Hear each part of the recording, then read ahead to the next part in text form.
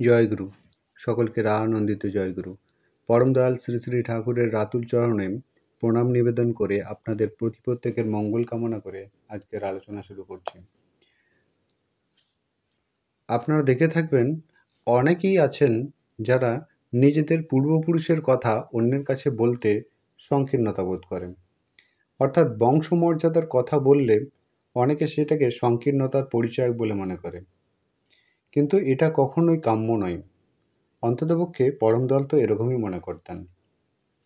আজকের আলোচনার মধ্য দিয়ে বংশমর্যাদা বিষয়ক পরম দয়াল শ্রী শ্রী ঠাকুরের কি ধারণা ছিল বা তিনি কি বলতে চেয়েছিলেন সে বিষয়ে সুস্পষ্ট রূপে জেনে নেব।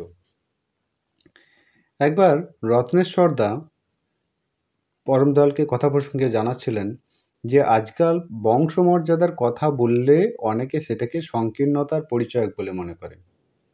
তখন শ্রী শ্রী ঠাকুর জানিয়েছিলেন, তার মানে পিতৃপুরুষের কথা ভেবে বা বলে গৌরববোধ করে না। উৎস সম্বন্ধে যাদের এই অবজ্ঞা, তারা ভগবত ভক্ত হবে বা দেশপ্রেমিক হবে বা অন্যকে ন্যায্য মর্যাদা দিয়ে চলবে, সে বড় কঠিন কথা। যে পিতৃপুরুষের মর্যাদা বোঝে না, সে নিজের মর্যাদাও বোঝে না। আর যে নিজের মর্যাদা বোঝে না, সে অন্যের মর্যাদাও বোঝে না।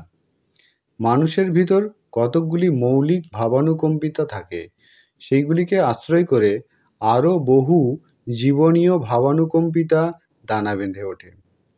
বংশমর্যাদাবোধ, পিতৃভক্তি, মাতৃভক্তি ইত্যাদি হলো এর মৌলিক ভাবানুকম্পিতার অন্তর্গত। এগুলি খতম হয়ে গেলে অন্য সদ্গুণগুলি দাঁড়াবে কিসের ওপর? কোনো কিছু গজিয়ে তুলতে গেলে তার জন্য জমি চাইতো। আলোচনা প্রসঙ্গে পঞ্চম খণ্ড, পৃষ্ঠা 133।